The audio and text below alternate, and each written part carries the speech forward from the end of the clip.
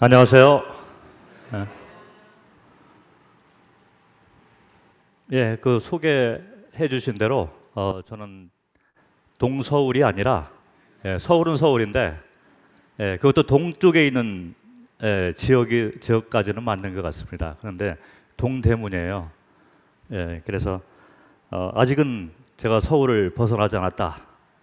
기억을 해 주시면 좋겠습니다. 이번 3일 동안 그 성도 집회를 이렇게 준비해 주셔서 많은 또 성도님들이 참석해 주시고 온라인으로도 이렇게 아마 그 보고 계시는 분들이 계실 걸로 생각을 합니다. 아무쪼록 이번 3일 동안을 통해서 주님께서 우리에게 말씀하시고자 하는 그런 참 살아있는 영적 원리들이 전파돼서 각 개인의 삶과 또 가정과 그리고 교회 그리고 이 사회 전체가 변화가 되는 그런 참 역사가 일어나기를 간절한 심정으로 기도하는 마음이 있습니다. 제가 오늘 그 전할 내용은 뭐 3일 동안 계속 이제 똑같은 주제를 말씀을 드리는데 그 주제가 뭐냐면 전쟁을 알지 못하는 세대. 여기 적어 놨는데 전쟁을 알지 못하는 세대들이 있다. 그런데 그것이 이제 우리가 될 수 있다는 거죠. 그래서 전쟁을 알지 못하는 세대의 특징을 우리가 좀 살펴보면서 이것이 혹시 우리의 모습이 아닐까 이렇게 한번 자성하는 시간이 되었으면 좋겠고 단지 이제 자성하는 걸로 끝나서는 안 되잖아요. 원인이 뭘까? 원인을 우리가 좀 말씀 가운데서 찾아봐야 되고 또 원인을 안다 하더라도 그러면 이런 문제를 가지고 있어. 그러면 앞으로 어떤 해결 방법이 있습니까? 자, 이런 것들을 말씀을 통해서 한번 살펴보면서 우리가 나아가야 될 그런 방향과 영적 원리 그리고 우리 삶을 변화시킬 수 있는 그 교훈 이런 것들을 좀 받고자 하는 마음이 있습니다. 전쟁을 알지 못하는 세대라는 주제로 3일 동안 이어질 건데 전쟁을 알지 못하는 세대의 그 특징 가운데 몇 가지를 제가 이렇게 오늘과 내일과 주일까지 각 날마다 초점을 좀 맞춰서 이렇게 설명을 드리려고 합니다.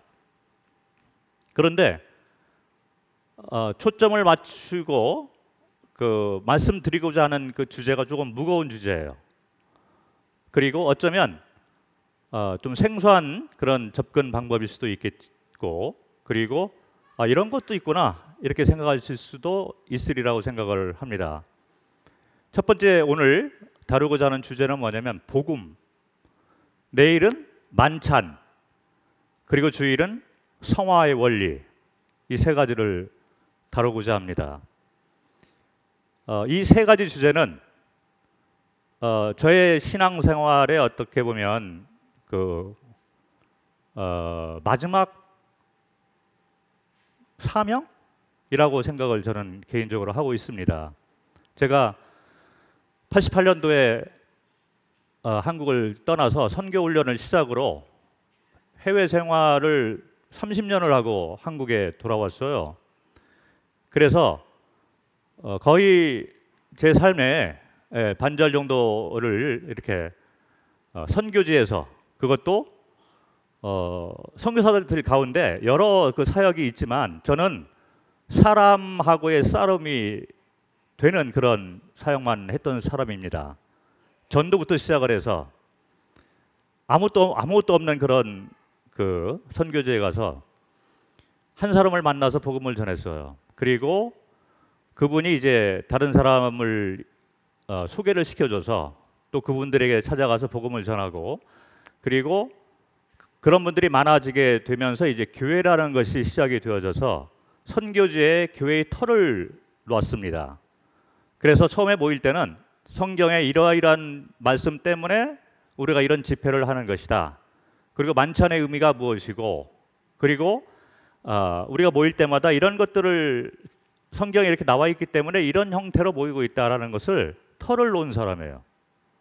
예, 선교사가 해야 되는 그런 일들을 제가 했습니다.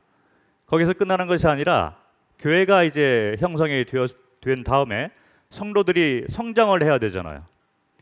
그래서 성장하는 그 과정들을 다 인도하고 또 도우면서 성화의 문제에 대해서도 많은 고민을 했던 사람입니다. 결국에는 30년 정도 하다 보니 이제 2세대들이 나오게 되잖아요. 2세대들이 또 가지고 있는 사고, 그들을 향한 복음 메시지는 달리 이렇게 그들이 해석을 하고 있다는 걸 또 보게 된 사람 중에 하나입니다. 자, 이와 같은 것들은 현장에서 실제 전투 병력이 아니면 나올 수 없는 주제라고 생각을 합니다. 저는 그래서 아무것도 없는 상태에서 복음을 한 사람부터 시작해서 교회를 여러 군데를 세웠죠. 지금 태국에 뭐 남아있는 교회도 여러 군데이지만 뿐만 아니라 중국 가서도 많은 교회를 세웠고 이렇게 하면서 저는 교회 사역을 중심으로 여지껏 사역을 한 사람인데, 이제는 제가 한국에 돌아와 가지고 젊은이들 바라보면서 내가 젊은이들에게 선배로서 앞으로 어떤 참 그 선배가 남길 수 있는 유산, 영적 유산을 남겨주고 싶은 마음이 있어요. 그래서 제가 젊은이들 사역을 시작을 하게 되어서 그게 이제 CBF 선교의 사역이 되는 것입니다. 그래서 이와 같은 사역을 할 때 어떤 방향으로 나아가고 이 방향으로 나아갈 때 어떤 영적 원리를 가지고 나아가야 된다는 것을 제가 그동안 선교제에서 배운 것들을 요약을 해서 가르치고 싶은 마음이 있어요. 그래서 그렇게 젊은이들에게 가르치고자 하는 마음이 있어서 그 CBF 선교를 시작을 했는데, 교회가 또 필요한 것 같아서 제가 기도하는 가운데 동대문 교회를 개척을 해서 지금 한 1년여 지나왔습니다. 그런데 이렇게 젊은이들 사역과 또 교회 사역을 하는 이유가 있어요. 저는 뭐 그 지역교회가 잘 되거나 또는 이와 같은 그 젊은이들 사역을 통해서 뭐 이렇게 그 많은 영혼들이 구원받고 뭐 그것이 같은 소망이겠죠. 그런데 그것보다도 제가 사실은 뭐 언제까지 제가 이런 그 사역을 할 수 있을지 모르겠어요. 그런데 이 주님이 허락하시는 그 시간 내에서 제가 꼭 후배들에게 전달해 주고자 하는 그 엑기스가 있습니다. 그래서 그걸 함축을 해가지고 엑기스를 남겨놓고 싶은 마음이 있어요. 그 제가 오늘부터 여기 성도 집회를 하게 되는데, 김선호 형제가 남겨놓은 영적 유산이 뭘까? 저는 세 가지로 요약을 하고 싶습니다. 첫 번째는 복음이고, 두 번째는 주의 만찬, 세 번째는 성화의 원리를 제가 남겨놓고 주님이 인도하시는 대로 가고 싶은 마음이 있습니다. 그런데 선교지 같으면 터가 아무것도 없는 상태에서 이제 이 집을 지으면 돼요. 그런데 한국이란 곳, 그리고 제가 태국에 있으면서 반절 정도 선교 사역 가운데 한 반절 이상 되는 시간 동안에 이와 같은 것을 제가 정리를 못하고 기존에 배웠던 걸 그냥 가르쳤던 거예요. 그러고 난 다음에 후반부에 들어서면서 제가 깨달은 것들을 조금씩 정리하면서 이런 면으로 다시 봐야 된다. 복음은 이런 면으로 다시 접근을 해야 된다. 주의 만찬은 거기서 끝나는 것이 아니다. 이런 것들이 또 있다. 그리고 구원받은 것에서 끝나는 것이 아니라 우리는 성화의 원리에 따라서 성장의 과정 가운데 성장을 해 나가야 된다. 이것들을 이제 후반부에 가르치려고 하니까 한국에서도 마찬가지고 이미 세워져 있는 터가 있잖아요. 더 힘들더라고요. 집을 지어보신 분들은 아시겠지만 새 집을 짓는 것은 쉬워요. 설계를 하고 싶은 대로 설계를 해서 지으면 되는데, 이미 세워져 있는 집을 내가 원하는 대로 이렇게 하려고 하면 이게 잘 안 되는 거예요. 다시 허물고 다시 하든지 갑절 이상으로 더 힘든 작업을 해야만 된다는 것을 제가 실감을 하고 있습니다. 그럼에도 불구하고 주님이 저에게 보여주신 바대로 제가 풀어놓기를 원하는 마음이 있어서 사실은 복음에 관한 내용을 제가 책으로 하나 써서 두 나무 이야기 해서 복음 책을 제가 썼고, 그리고 주의 만찬에 대해서도 아마 주님 허락하시면 이제 조금 있으면 책이 나올 걸로 생각을 하고, 성화의 원리에 대해서는 이미 2015년도에 제가 책을 썼습니다. 주님 오시는 그날까지 저는 요것만 해놓고 후배들에게 남겨놓고 세상을 떠나고자 하는 마음이 있어요. 그 가운데 오늘 복음, 내일은 만찬, 그리고 성화의 원리를 한번 풀어볼까 합니다. 전쟁을 알지 못하는 세대라는 제목으로 우리 자신을 한번 바라보기를 원하는 마음이 있습니다. 우리가 가지고 있었던 복음과 만찬과 그리고 성화의 원리가 그러면 잘못됐다는 얘기냐? 자, 저는 그런 부정적인 측면에서 말씀을 드리는 것이 아니라, 물론 수많은 열매들이 있습니다. 그리고 지금도 그와 같은 영적 원리들을 통해서 많은 열매들이 있고 또 이렇게 풍요롭게 사시는 분들도 있습니다. 그러나 또 다른 측면에서 우리가 혹시 미흡한 면이 없잖아 있었던 것은 아닌가라는 측면으로 긍정적인 측면, 그리고 업그레이드 시켜나가는, 발전시켜나가는 측면에서 이거를 풀어놓고자 하는 마음이 있는 거예요. 사사기를 한번 보도록 하겠습니다. 사사기 3장.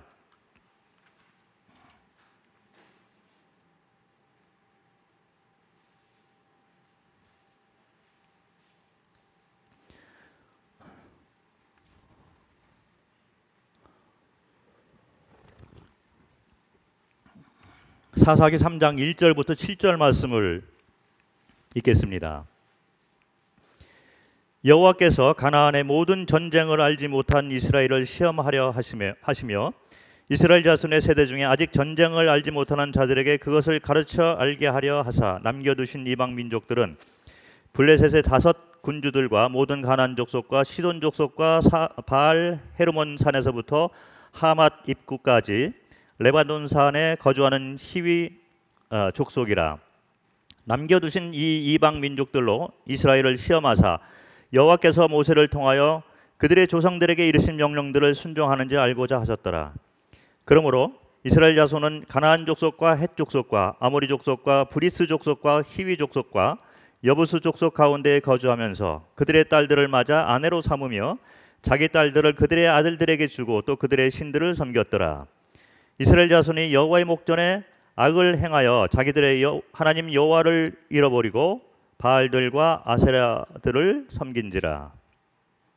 자, 이스라엘 사람들의 그 세대 한 세대라고 이렇게 우리가 생각을 해보면 1세대 사람들은 애굽에서 종로하면서 거주했던 사람들이죠. 애굽에서 거주했던 사람들이 출애굽을 이제 하고 가나안 땅으로 가는 도중에 광야에서 이제 죽음을 맞이한 세대, 이것이 이제 1세대라고 생각을 할 수가 있습니다. 그래서 가나안 땅까지 들어간 사람들은 이제 아시는 바와 같이 여호수아하고 갈렙이 들어가게 되었습니다. 그래서 1세대들은 애굽에서부터 시작해서 광야까지 가는 세대가 1세대들이라고 하면, 이 세대는 뭐냐면 광야 생활 가운데서 이제 출생을 했습니다. 그리고 그들의 대부분이 이제 가나안 땅까지 들어가게 되어서 정착을 한, 그래서 전쟁을 알고 있는 그런 세대 가운데 하나이죠. 이 세대들은 광야서부터 시작해서 가나안 땅까지의 그 삶을 살았던 자들이 2세대라고 하면, 3세대는 어떤 세대냐 하면 가나안에서 이제 태어난 족속인 거죠. 그런 그 세대인 것입니다. 그래서 가나안에서 출생해서 그들은 전쟁을 잊어버린 거예요. 여기 나와 있는 이런 성경 말씀은 가나안 땅에 정착이 된 그 가운데는 2세대들도 있고 3세대들이 있습니다.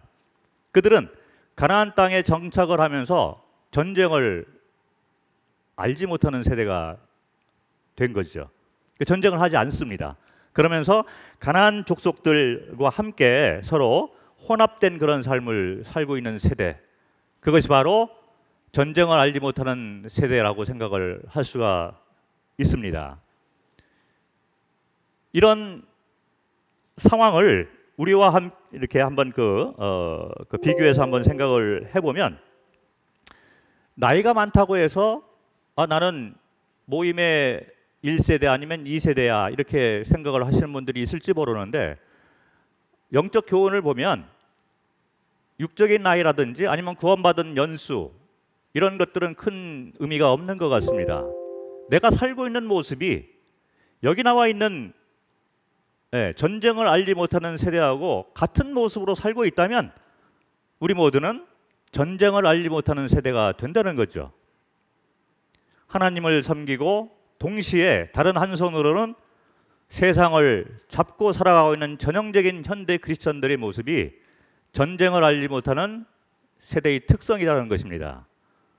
그래서 어쩌면 우리 모두는 전쟁을 알지 못하는 세대에 포함되어 있다라고 생각을 할 수가 있을 것입니다.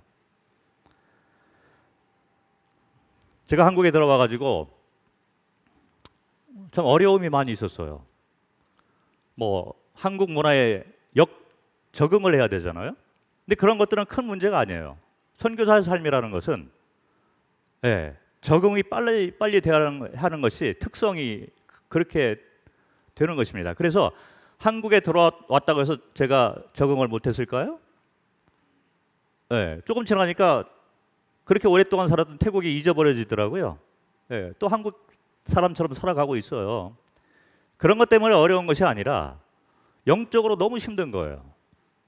교회를 갔는데 대화를 이렇게 했는데, 저는 그래도 선교사의 삶을 외국에서 복음을 위해서 한 30년 살다가 온 사람 아닙니까?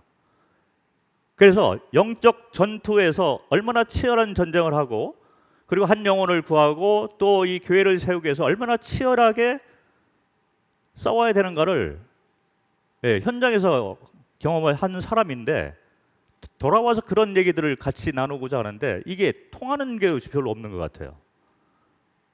그리고 한국에 들어와서 성도들을 바라보니, 교회 가면 이제 만찬하고 그다음에 말씀 듣고 그다음에 이제 여러 가지로 나누는 대화 내용을 보면, 어디에 가면 좋은 먹을 것이 있더라, 오늘은 어떻게 하고 어떻게 살고, 강아지는 어떻고, 그다음에 뭐 등산도 어떻게 가고, 뭐 이런 얘기? 뭐 다 그런 건 아닌데, 제가 그런 것을 이렇게 바라보면서 제가 대화에 끼어드는 것이 참 문화 충격이었어요. 거기에다가 2세대들을 바라보니 너무나 황당한 어떤 그 참 곤혹스러운 그런 상황까지 가 있는 것을 바라보면서, 이게 진짜 큰 문제가 아닌가. 그런데 한국이 선진국의 대열에 들어가다 보니 유럽이나 미국이나 영적으로 다 타락하고 있습니다. 똑같은 단계로 지금 가고 있는 거예요. 그런데 본인들은 잘 모를 수 있습니다. 저는 이제 외국에서 오랫동안 있다가 와보니 그런 것이 느껴지는데, 여기에 오랫동안 사시는 분들은 잘 모를 수가 있다는 거죠. 그래서 성경 사사기에 나와 있는 이 모습대로 이방인들과 같이 섞여 살고 있음에도 불구하고, 하나님과 세상을 동시에 잡고 살아가고 있음에도 불구하고 그것이 문제라는 것을 잘 못 느끼고 있는 것을 제가 조금 느끼면서 제가 문화 충격을 받았습니다. 영적 문화 충격이에요. 복음을 전해야 되는데 젊은이들이 복음 전하는 거를 모르더라고요. 그리고 전도 집회를 하는데 강사가 왔는데 복음을 제대로 전하는 분이 잘 안 보이는 것 같아요. 제가 너무 교만해서 이렇게 말씀드리는 건지 모르겠지만 다 그런 건 아니겠죠. 그런데 현 세대가 복음을 전하는 거에 너무 미숙하다는 걸 보고 있는 거예요. 그리고 열정이나 이런 것들이 옛날 같지 않은 걸 보면서 전쟁을 모르는 세대가 되었구나. 그래서 전도 집회를 하는데도 구조자들이 많지 않은 걸 또 볼 수가 있고, 그리고 이와 같은 것들을 이제 어떤 그 깨어 있는 그런 분들은 걱정을 많이 하셔요. 그래서 사역자들하고 이렇게 만나서 대화를 해보면 참 모임이 참 여러 문제가 있습니다. 그래서 이거를 해결해야 되는데 해결 방법이 없다면 우리는 어쩌면 참 어두운 미래를 당할 수밖에 없다. 다들 걱정하고 계셔요. 그래서 사역자들 가운데 뭐 인천은 조금 젊은 사역자들이 많이 계시다고 들었는데, 전국적으로 보면 젊은 분들이 이제 사역의 길을 가지 않으려고 하는 그런 것들이 많이 있잖아요. 그래서 앞으로 그러면 우리의 미래가 어떻게 될 것인가? 뭐 선진국처럼 되지 않았는가? 될 것이 이렇게 생각이 되어지는데, 제가 한국에 들어와 가지고 한국의 사회를 바라보면 우리 자녀들이 가고 있는 대학의 5% 미만이 크리스찬이라는 이름을 가지고 생활하고 있다는 거예요. 네, 그래서 5% 대학가에 5% 미만의 기독교인이 있다라고 하면 성경학적으로 보면 그거는 전도 족속으로 해당이 됩니다. 무슨 얘기냐면 한국이 선교지가 돼 있다는 거예요. 그런데 한국 교회는 어려운 영적 현실을 맞이하면서 하향을 계속 가고 있다는 아주 어두운 그런 현실을 보고 있으면서 참 안타까운 마음이 있습니다. 자, 그러면 이런 그 전쟁을 알지 못하는 세대가 우리가 지금 겪고 있는 세대라고 하면 이 책임이 누구한테 있을까? 물론 그렇게 살고 있는 그 세대, 그 개인의 문제가 될 수가 있습니다. 이스라엘 백성들을 생각을 해보면 3세대가 직접적으로 책임이 있을 것입니다. 그런데 그러면 광야에서 태어나서 전쟁을 치르고 가나안 땅에 정착한 2세대들에게는 책임이 없었을까? 그런 것 같지 않습니다.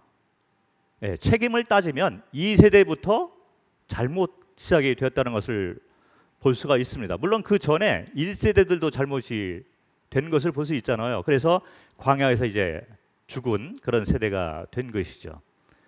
그런데 2세대들도 그와 같은 1세대의 잘못을 다 알고 있음에도 불구하고, 그런데 가나안 땅에 들어가서 그들이 행했던 그 모습을 바라보면 2세대들에게도 그런 책임이 있다는 거죠. 그래서 결국에는 자녀들도 그런 전쟁을 알지 못하는 세대가 되고 있는 것은 아닌가. 우리가 생각을 해보면 부모 세대부터 그런 모습으로 살고 있기 때문에 우리의 자녀들도 그렇게 사는 것이 정상으로 받아들이면서 살고 있는 것은 아닌가, 이렇게 한번 생각을 해볼 수가 있는 것 같습니다. 신명기를 한번 보겠습니다. 신명기 7장. 자, 여기 사사기 3장은 손을 넣으시고 신명기를 보도록 하겠습니다. 다시 돌아올 건데요. 신명기 7장을 보겠습니다. 7장 1절부터 4절 말씀을 보면 하나님께서 이스라엘 백성들이 가나안 땅에 들어가면 가나안 사람들하고 타협하지 말고 다 멸절을 시켜라, 이렇게 명령을 한 걸 볼 수 있습니다. 신명기 7장 1절. 내 하나님 여호와께서 너를 인도하사 내가 가서 차지할 땅으로 들이시고 내 앞에서 여러 민족, 헷 족속과 기르가스 족속과 아모리 족속과 가나안 족속과 브리스 족속과 히위 족속과 여부스 족속, 곧 너보다 많고 힘이 센 7 족속을 쫓아내실 때 내 하나님 여호와께서 그들을 내게 넘겨 내게 치게 하시리니 그때에 너는 그들을 진멸할 것이라. 그들과 어떤 언약도 하지 말 것이요 그들을 불쌍히 여기지도 말 것이며 또 그들과 혼인하지도 말지니 내 딸을 그들의 아들에게 주지 말 것이요 그들의 딸도 내 며느리로 삼지 말 것은 그가 내 아들을 유혹하여 그가 여호와를 떠나고 다른 신들을 섬기게 함으로 여호와께서 너에게 진노하사 갑자기 너희를 멸하실 것임이니라. 그래서 가나안 땅에 들어가면 거기에 있는 이방 족속하고 타협하지 말고 멸절을 시켜라. 그리고 타협하지 그 여지를 두지 말라, 이런 얘기를 분명하게 한 것을 볼 수 있습니다. 그런데 가나안 땅에 들어간 그 2세대들이 어떤 삶을 살았는가를 한번 사사기로 돌아와서 한번 보도록 하겠습니다. 그 전에 신명기 8장을 한번 보겠습니다. 신명기 8장 2절과 3절.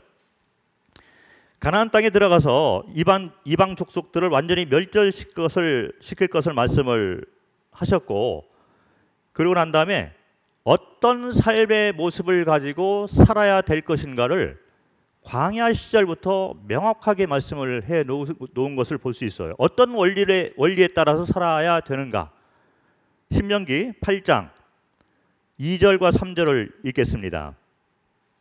내 하나님 여호와께서 이 40년 동안에 내게 광야길을 걷게 하신 것을 기억하라. 이는 너를 낮추시며 너를 시험하사 내 마음이 어떠한지 그 명령을 지키는지 지키지 않는지 알게 하심이라.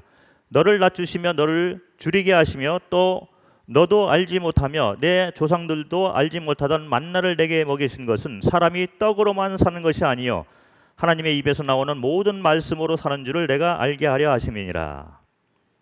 자, 광야 때부터 이 영적 원리, 어떤 것을 붙들고 매일을 살아가야 하는 그 영적 원리를 명확하게 말씀을 해 주신 거예요. 그것은 바로 떡으로만 살 것이 아니라 하나님 입에서 나오는 모든 말씀으로 살아라, 이렇게 말씀을 해주고 있는데, 말씀으로 살아라 이것은 뭐냐면 하나님께서 너의 삶의 주인이다, 왕이고, 그리고 하나님께서 말씀하신 그것이 선이다, 선과 악의 기준은 하나님이 정하신다라는, 내가 바로 재판장이라는 말이 드는 거예요. 눈에 보이는 어떤 떡, 선물 이런 것에 의지해서 그것을 추구해서 살아가는 것이 아니라 너의 삶의 주 영적 원리는 뭐냐면 내가 너의 주인이고 내가 재판장이다, 이 얘기예요. 그래서 그것은 광야에 있을 동안에도, 그리고 가나안 땅에 들어가서도 똑같이 이렇게 이스라엘 백성들이 잡고 살아야 되는 영적 원리인 것이죠. 자, 그런데 사사기 1장으로 돌아와서 보면 그들은 하나님 말씀, 하나님의 주권, 주인과 재판장 되시는 여호와 하나님의 뜻에, 그 마음에 합한 생활을 사는 것이 아니라 떡에 더 관심이 있는 것을 볼 수가 있습니다. 사사기 1장 28절부터 30절을 읽겠습니다.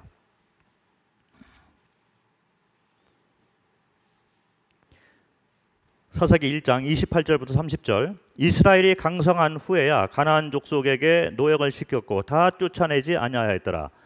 에브라임이 게셀에 거주하는 가나안 족속을 쫓아내지 못하며 가나안 족속이 게셀에서 그들 중에 거주하였더라. 스불론은 기드론 주민과 나할롤 주민을 쫓아내지 못하였으므로 가나안 족속이 그들 중에 거하면서 노역을 하였더라. 자, 이스라엘 백성들이 가나안 땅에 들어가서 처음부터 힘이 강해서 계속 승리를 했다기보다도, 이 앞에 보면 하나님이 의도적으로 이스라엘 백성들의 힘을 조금씩 더해가지고 조금씩 이렇게 진멸해서 쫓아내는 것을 볼 수가 있습니다. 한꺼번에 완전 승리를 하는 것이 아니라 시간이 들어서 조금씩 쫓아내는 그 과정 가운데 이제 이스라엘 백성들이 전쟁의 승리를 해 나가는데, 여기 나와 있는 이 말씀은 무슨 말씀을 해주고 있냐면 이스라엘 백성들이 이제 강한 백성이 된 거예요. 그러면 하나님께서 힘을 줬기 때문에 하나님의 말씀, 하나님의 주인 되시고 재판장 되시기 때문에 그분이 명령하신 것을 강한 힘을 가지고 실행을 해야 되잖아요. 그건 뭐냐면 쫓아내는 거예요. 멸절을 시키는 거죠. 그렇게 명령을 했고 그 힘을 줬다는 얘기죠. 강성하지 못했을 때는 전쟁 중이니까 그러려니 이렇게 생각을 할 수 있지만, 강성한 그때에도 이스라엘 백성들은 가나안 족속들을 쫓아낸 것이 아니라 그들을 노비로 삼아가지고 노역을 시켰다는 거예요. 그러니까 그들이 원하는 것은 떡이었습니다. 가나안 땅에 들어왔어요. 그리고 정착을 하면서 그들을 쫓아낸 것이 아니라 그들을 사용을 하면서 나에게 도움이 되는 떡을 나에게 제공할 수 있는 그 노역을 시켰다는 거죠. 그래서 하나님께서 우려했던 떡으로만 살지 말아라. 나의 주권, 나의 말씀으로 살아라. 이렇게 말씀을 하셨는데 이스라엘 백성들이 강성함에도 불구하고 쫓아내지 않고 그들을 노역을 시키면서 떡을 원하는 그런 삶을 살았다는 것입니다. 그런데 그렇게 하다 보니까 이 가나안 족속들이 약할 때는 노역을 했는데 이들이 강할 때가 있어요. 강해지니까 오히려 이 사람들이 공격을 해와서 이스라엘 사람들이 패배를 맞이하게 된다는 거죠. 그래서 그들과 더불어 같이 살게 되니까 결국에는 이스라엘 사람들이 패배하는 삶을 살게 되었다는 것입니다. 그래서 이스라엘 사람들이 가나안 땅에 들어가서 해야 될 것은 하나님 말씀에 순종해서 완전하게 멸절을 시켜야 되는데 이스라엘 사람들이 변화되는 거죠. 떡을 추구하면서 살았다. 근데 이 세대가 되는 것입니다. 이 세대가 들어와 가지고 그런 일을 한 거예요. 그리고 난 다음에 그런 삶을 사는 모습을 보고 자라난 제 3세대들이 똑같이 그렇게 살았다는 얘기가 되는 거죠. 자, 그래서 부모 세대가 하나님과 세상을 동시에 잡고 살아가는 세대였다면 우리 다음 세대의 미래는 더 암울하게 된다는 거죠. 그래서 전쟁을 알지 못하는 세대가 3세대들만의 책임일까? 직접적으로는 그들이 책임이 있습니다. 그런데 2세대들, 그 부모 세대들에게도 책임이 있다는 거죠. 부모들부터 떡에 관심이 있어서 그렇게 사는 모습을 보여줬기 때문에 결국에는 우리의 자손들도 그렇게 전쟁을 알지 못하는 세대, 그리고 이방 사람들하고 같이 혼합해서 사는 모습을 낳게 됐다는 것입니다. 우리의 모습을 바라보면 우리는 구원받아서 너무 감사한 감격이 있습니다. 그런데 뒤를 돌아다 보니 구원받은 사람으로서 내가 이 세상 사람들과 혹시 타협하고 살고 있는 모습은 아닐까? 하나님의 말씀에 세상을 사랑하면 안 되잖아요. 그런데 현 크리스찬들의 모습 중에 특징이 뭐냐면 하나님하고 한 손에는 하나님을 사랑하고 또 한 손에는 세상을 사랑하면서 살고 있다는 거죠. 그런데 그 중심에 뭐가 있냐면 하나님 감사합니다. 저를 지옥에서 이끌어내셔서 천국으로 보내주시고 천국 시민권 주시고 의롭다 하시고 영생을 얻게 하시고 심판에서 벗어나게 하시고 감사합니다. 감사합니다. 감사합니다. 그리고 난 다음에 이 하나님을 버리는 것이 아니라 하나님도 섬기면서 이 세상의 떡과 더불어 살아가는 모습을 동시에 잡고 살아가고 있다는 거죠. 이스라엘 백성들 2세대. 자, 그러면 자녀들이 전쟁을 알지 못하는 세대로 될 수밖에 없다는 것이 성경의 가르침인 것 같습니다. 전쟁을 알지 못하는 세대의 특징 가운데 첫 번째 특징이 뭐냐면요. 사사기 3장 7절을 보겠습니다. 오늘 말씀드리고 싶은 첫 번째 주제, 사사기 3장 7절 말씀을 보면 전쟁을 알지 못하는 사람 세대의 특징이 나오는데 그 첫 번째 특징이 뭐냐면 3장 7절 이스라엘 자손이 여호와의 목전에 악을 행하여 자기들의 하나님 여호와를 잊어버리고. 자, 이 전쟁을 알지 못하는 세대의 특징 가운데 첫 번째 특징이 뭐냐면 여호와를 잊어버리고 산다는 거예요. 이 말씀을 하니까 많은 분들이 나하고는 상관이 없어라고 생각을 하십니다. 그런데 여기 나와 있는 사사기 3장에 나와 있는 이스라엘 족속들이 어떻게 여호와를 잊어버렸는지를 한번 생각을 해보면 그들도 창조주 하나님은 믿고 있었다는 것입니다. 단지 여기 나와 있는 여호와 하나님을 잊어버렸다는 그 의미는 뭐냐면 이 여호와 하나님이 나의 주인과 재판장으로서 내가 섬기고 있는 것이 아니에요. 어떻게 그런 말씀을 드릴 수가 있냐면 이들이 위에는 7절에는 여호와를 잊어버리고 나와 있잖아요. 그런데 9절을 보니까 이스라엘 자손이 이제 전쟁에서 패했어요. 그러니까 이스라엘 자손들이 여호와께 부르짖음에 나와 있습니다. 이들이 여호와 하나님을 완전하게 잊어버린 것이 아니고 여호와 하나님을 알고 믿고 있어요. 그런데 주인과 재판장으로는 섬기지 않고 있다는 거죠. 다만 자기가 필요할 때 불러 쓰고 있는 거예요. 그래서 이들에게 이스라엘 족속을 어떻게 여호와 하나님을 잊어버릴 수가 있겠느냐? 자, 그들의 답변은 우리가 언제 여호와 하나님을 잊어버린 적이 있습니까? 이스라엘 백성들이 광야에서 금송아지를 만들었잖아요. 그런데 여호와의 이름으로 그 금송아지를 만든 것입니다. 그들이 우상을 만들었다고 해서 그들은 우리하고 틀려. 우리는 하나님을 우상으로 변형을 시켜서 섬기고 있지는 않아. 나는 하나님 믿는 사람이야. 그래서 광야에서 금송아지를 만들었던 이스라엘 사람들하고 나는 틀려. 이렇게 생각하실지 모르는데 그렇지 않은 것 같습니다.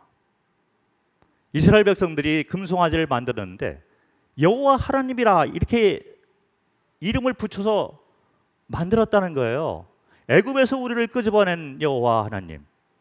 이것이 바로 이 형상이다. 이렇게 얘기를 하고 있잖아요. 우리를 심판에서 벗어나게 해주시고 지옥에서 천국으로 옮겨주신 여호와 하나님, 창조주 하나님을 내가 안 믿어? 여러분들 다 믿고 있어요. 그런데 삶을 보면 이 여호와 하나님이 나의 삶의 주인이고 재판장인 것에 대해서는 그렇게 안 섬기고 있다는 거죠.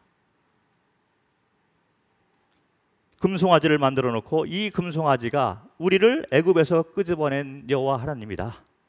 그래서 여호와의 절기를 지키고 그 앞에 제사를 드렸던 거죠. 창조주 하나님을 부인한 것이 아니라 이 창조주 하나님이 나의 삶의 주인이고 말씀으로 나를 주관하시고 먼저 앞서 가시고 나는 순종하고 선과 악의 기준을 말씀을 통해서 정하신 그분에게 내가 삶으로 순종하는 삶, 이것은 내가 안 살고 있다는 거예요.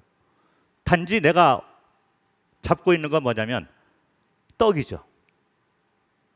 이 여호와 하나님이 이스라엘 백성들을 가나안으로 이끌어내 주신 거예요. 이스라엘 백성들은 가나안에 들어온 그 떡을 받고서 감사하고 있습니다. 그런데 족속들을 다 쫓아내서 진멸을 시켜라. 그거는 안 하고 있으면서 이들을 노역을 시키면서 그 가운데 안착을 하고 그들과 더불어 같이 먹고 마시고 결혼도 섞어서 하고 이렇게 살고 있다는 거예요. 자, 그들은 여호와 하나님 전체를 잊어버린 자들은 아닌 것입니다. 여호와 하나님을 믿고 있는 자들이에요. 다만 주인과 심판장으로서는 섬기지 않고 있다는 거죠. 이것이 바로 전쟁을 알지 못하는 세대의 전형적인 모습이라고 생각을 합니다. 그래서 떡만 원하는 거죠.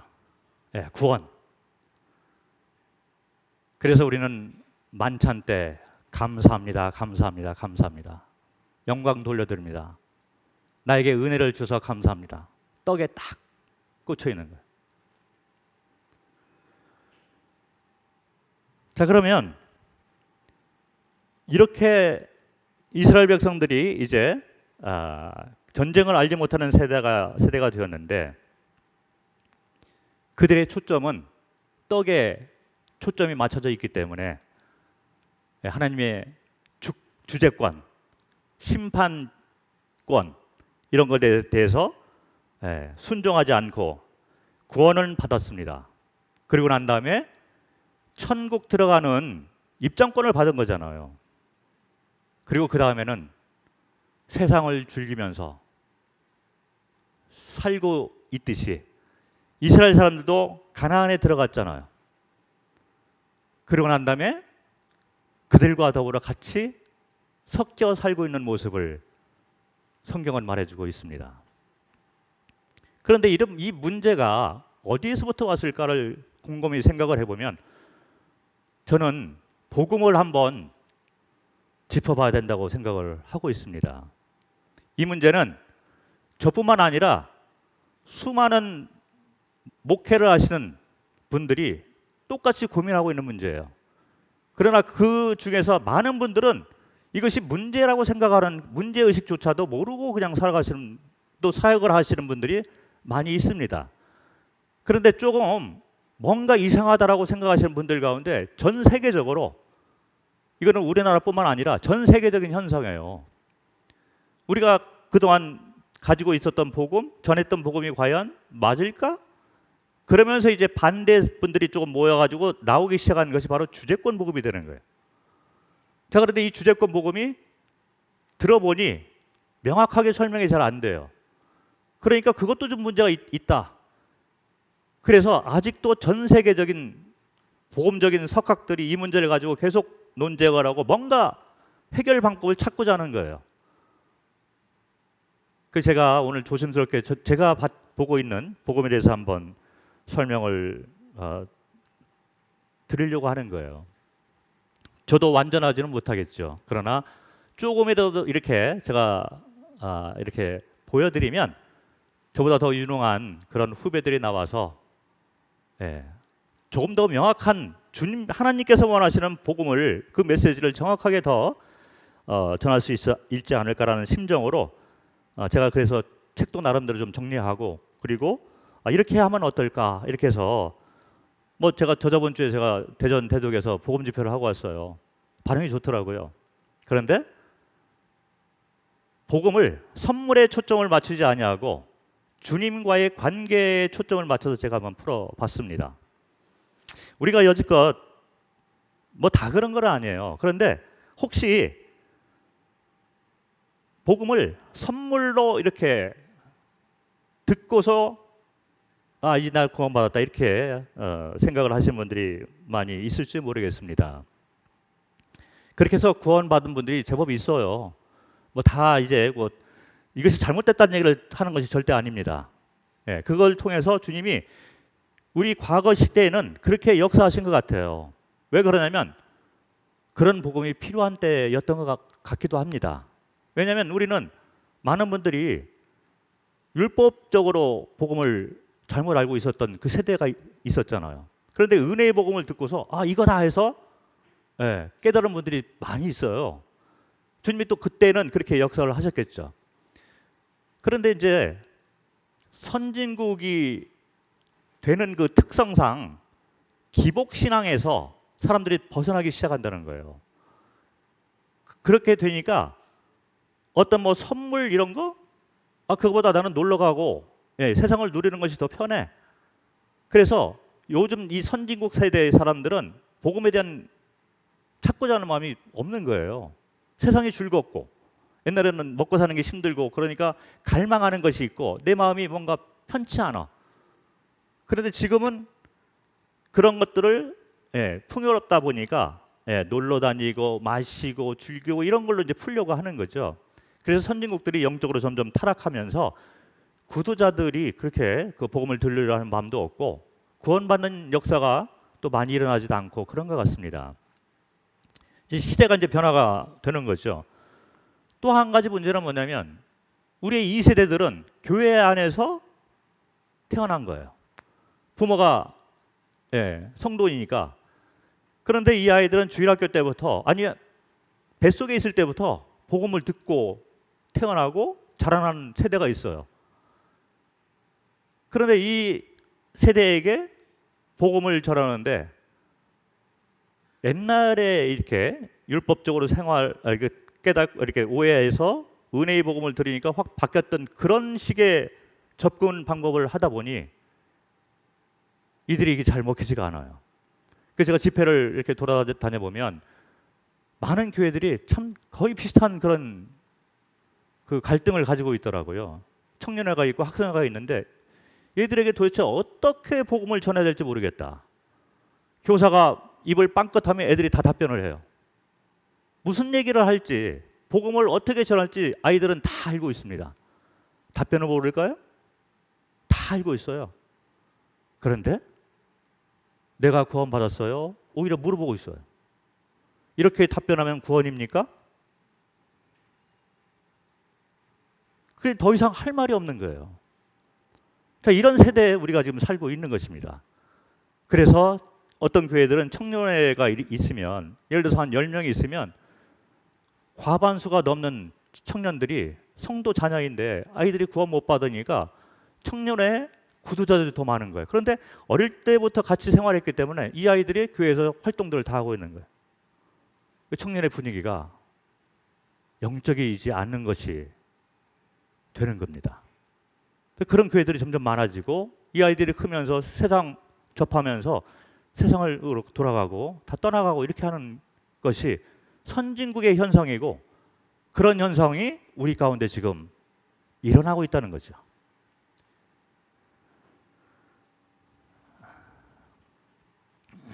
그리고 아까 말씀드린 대로 성도들도 구원받았어. 선물을 받았거든요. 네. 그리고 난 다음에 선물은 받았으니 그 다음에 내가 살아가는 것도 그거를 추구하면서 하나님 내가 놓지 않아. 그러나 세상도 내가 즐기면서 하나님을 섬기면 돼. 세상과 하나님을 동시에 붙잡고 살아가고 있다는 거죠. 성도들이 그렇고 2세대들이 그렇고 사회 전체가 그렇고 그래서 어려운 상황 가운데 있는 것 같습니다. 성경적인 복음이 과연 무엇일까를 한번 살펴보고자 합니다. 여지껏 우리가 뭐 다 그런 건 아니죠. 제가 뭐 이렇게 저도 그랬고 뭐 우리 세대 같은 경우는 구원받았다 하면 삶이 확실히 변한 분들이 많이 있었어요. 너무 감격이 됐었고 잘 배우지 못했어도 이 하나님이 나의 주인이고 심판자되고 이거를 알고서 그렇게 삶을 헌신하고 그렇게 사는 분들이 많이 있어요. 제가 그 가운데 한 사람이잖아요. 삶을 던졌으니까 선교를 했겠죠. 그럼에도 불구하고 세상이 옛날 같지 않다는 거예요. 처음에 제가 말씀드렸지만 한국에 돌아와 보니 너무 틀려져 있어요. 그러면서 어른들은 무슨 얘기를 하냐면 라떼는 말이야 이러잖아요. 라떼. 그러면 젊은이들 딱 듣고 라떼 하면 꼰대. 이렇게 나오는 거예요. 이 세대가 틀려졌다는 거죠. 시대가 달라졌다는 거예요. 그래서 우리가 그런 것들을 현실을 좀 바라보면서 그러면 성경적인 복음은 과연 무엇인가를 한번 생각을 해보겠습니다. 저는 개인적으로 성경적인 이 복음의 핵심은 초점은 선물에 맞춰져서는 안 된다고 봐요. 이거는 선물이죠. 복음의 초점은 선물을 주신 분에게 맞춰져 있어야 된다는 거죠. 이렇게 말씀드리면 반대하거나 거절하는 분이 아무도 없어요. 맞는 얘기를 하니까. 그렇잖아요. 그럼에도 불구하고 우리는 이걸 풀어내지를 못하는 거예요. 자, 그러면 우리가 그동안 생각하고 있었던 복음이 선물에 초점이 맞춰져 있는 그런 복음이었다면 그러면 이제부터 선물을 주신 분에게 초점을 맞춰지는 그 복음을 우리가 전해야 되는데 어떻게 풀어가느냐 이런 모델이 있어야 될 거 아니에요. 창세기 1장을 한번 보도록 하겠습니다. 창세기 1장을 보면 잘 아시는 그런 말씀이에요. 하나님이 세상을 창조하시는 그 말씀이 나오죠. 그래서 마지막 날, 여섯째 날 이제 사람을 만드시는데 창세기 1장 26절에 보면 하나님이 이르시되 우리의 형상을 따라 우리의 모양대로 우리가 사람을 만들고, 27절에도 하나님이 자기 형상 곧 하나님의 형상대로 사람을 창조하시되 남자와 여자를 창조하셨다. 자, 이 하나님의 형상에 따라 인간이 창조되었는데 저는 개인적으로 이 말씀을 통해서 우리는 하나님께서 인간을 창조하신 창조 목적과 계획이 있다는 거예요. 근데 여기서부터 우리가 해석이 잘 안 되게 되다 보면 복음 전체가 초점이 다른 데로 갈 수도 있다는 거예요. 자, 하나님의 형상에 따라 우리는 창조가 되었다는 거죠. 에베소서에 보면 하나님이 예정해 놓으신 대로 우리를 만드신 거예요. 자, 그러면 하나님이 인간을 왜 만들었을까요? 이게 복음이죠. 그래서 복음은 창세기 1장부터 나와야 된다라고 저는 분별을 합니다. 하나님의 형상에 따라 우리가 만들어졌다고 하는데 하나님의 형상이 과연 뭘까? 자, 뭐 같습니까? 네, 많은 분들하고 이제 제가 대화를 해봤는데 뭐 사랑도 있고 뭐 여러 가지 있는데 성경의 맥을 우리가 보면 두 가지 것을 얘기를 하고 있는데 그것이 하나님의 속성 가운데 대표적인 속성이 된다는 겁니다. 이것이 바로 하나님께서 인간을 창조하신 목적이 되는 거예요. 하나님은 거룩하신 분, 거룩이 하나가 있고 또 하나의 하나님의 특성 가운데 뭐가 있냐면 영원히 사시는 분이잖아요.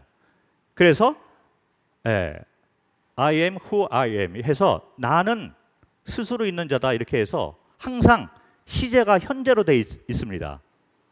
그래서 하나님은 시작도 없고 끝도 없으시는 분, 영생하시는 분인 것을 볼 수 있어요. 그래서 인간을 창조하시면서 복을 주시기 위해서 창조를 하신 것입니다. 그게 뭐냐면 하나님 형상 따라서 우리도 거룩한 영생을 가질 수 있는 복을 우리에게 주시기 위해서 우리를 창조하셨고 그것이 하나님이 인간을 창조하신 계획이라는 거예요. 그리고 그것을 가시적으로 확실하게 보여준 표식이 있습니다. 그것이 바로 창세기 2장에 나와 있는 생명나무와 선악을 알게 하는 나무라는 것이죠. 자, 우리는 창세기 2장에 들어와 가지고 하나님이 인간을 창조하는 것을 다시 딱 떼어다가 다시 설명을 하는 걸 볼 수 있어요. 그런데 인간을 창조하고 그 다음에 막바로 하신 것이 뭐냐면 에덴 동산에 인간을 두시고 그 한 중앙에 생명나무와 선악을 알게 하는 나무를 뒀다는 거예요.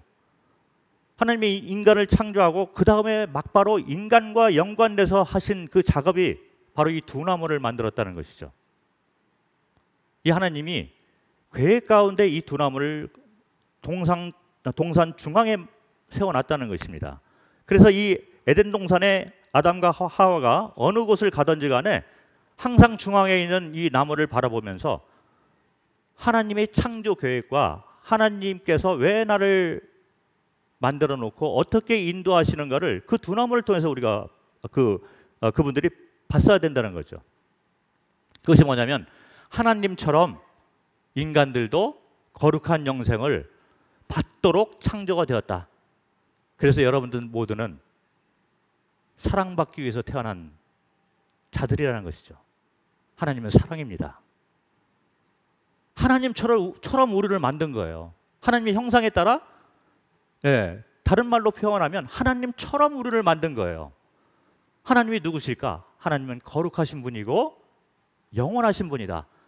자, 그래서 우리가 성경 전체의 맥을 흐르고 있는 그 두 가지 것을 우리가 받도록 창조되었고 그것이 하나님이 인간을 창조하신 계획이라는 것입니다.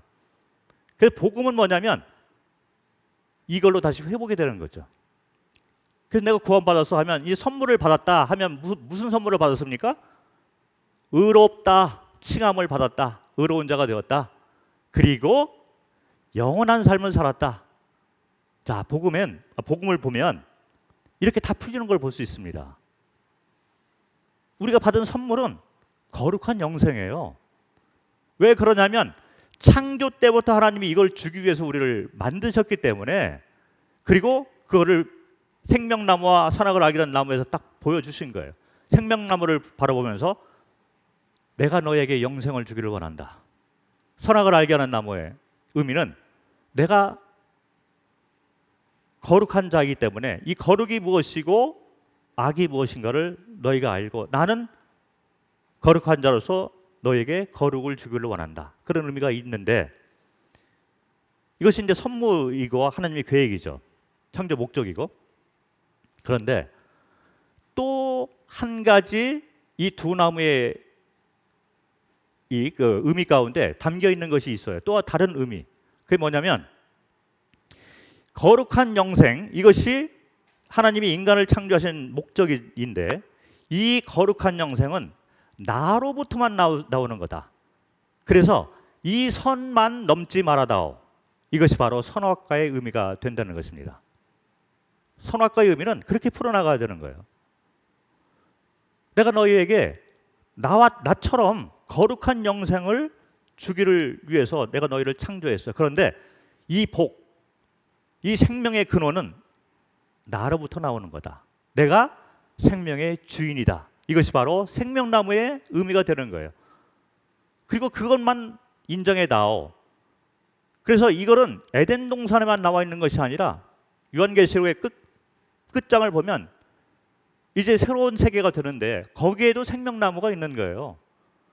그래서 저도 이제 그런 의문이 있었는데 그 생명나무를 우리가 먹어야지 영생을, 천국에 가서도 그걸 계속 먹어야 되나? 천국에 있는 생명나무의 의미, 그것이 아니라 내가 이런 영생의 주인이다. 자, 그래서 영원토록 우리는 그 선을 넘어서는 안 된다는 거예요.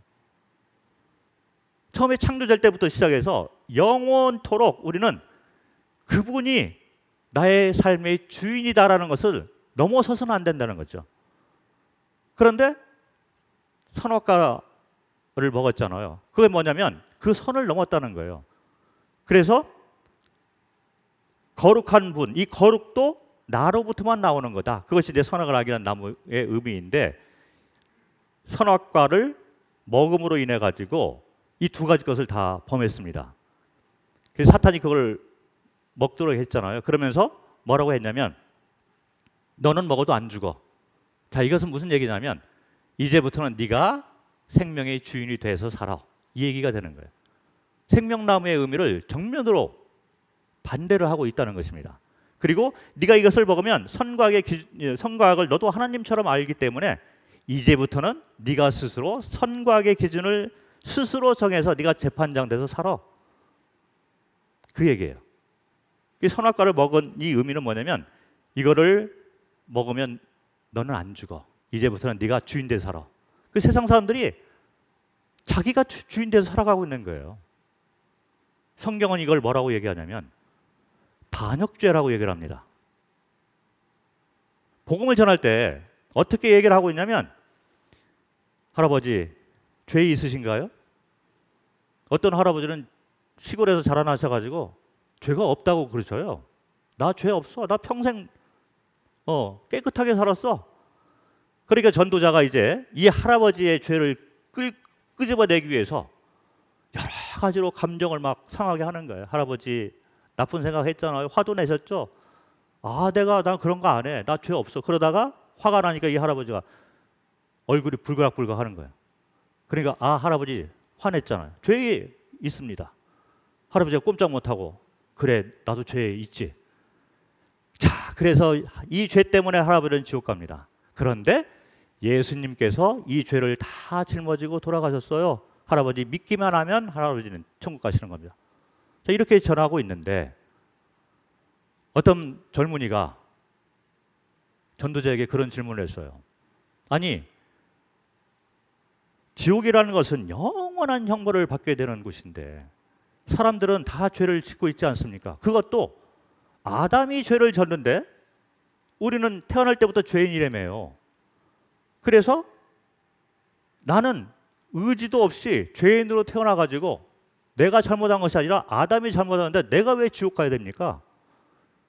그리고 이렇게 보면 다 똑같이 죄인이고 다 죄를 짓고 있는데 어떤 사람은 그래도 착하게 살려고 하는데 이 죄 때문에 내가 영원한 형벌을 받게 된다면 하나님이 사랑입니까? 그 이제 전도자가 이것저것 설명을 하는데 이 젊은이가 논리적이잖아요. 만족하지 않는 거예요. 그래서 나는 못 믿겠습니다. 그 젊은이가 2주 전에 제가 대덕에서 만났던 학생 한 명이 그런 질문들 한 것을 제가 들었어요. 근데 그런 사람들이 제법 많아요. 자, 그런데 우리가 지옥 가는 이유가 뭡니까? 인간 간의 관계 가운데 또 내가 도덕적인 수준에 못 미쳐서 지은 죄, 이 죄 때문에 내가 지옥을 가는 걸까요? 이것은 죄의 열매입니다. 우리가 진짜 지옥 가는 이유는 뭐냐면 반역죄예요. 주인을 주인으로 인정을 안 하는 그 죄가 뭐냐면 반역죄라는 거예요. 선과 악의 기준은 이분이 정해놨는데 참 심판장인데 내가 그 선과 악의 기준을 정해서 살고 있는 거예요. 그리고 나의 욕정에 따라 이 기준을 자꾸 바꿔 나가고 있는 것입니다. 동성연애? 옛날에는 죄였잖아요. 지금은 합법적으로 만들려고 시도를 하고 있는 거예요. 선과 악의 기준을 내가 바꾸고 있기 때문에 성경에서 이와 같은 사람들을 반역죄인이라고 얘기를 합니다. 성경을 한번 보도록 하겠습니다. 예레미야서 2장, 잘 알고 있는 그런 말씀이죠. 예레미야서 2장 13절.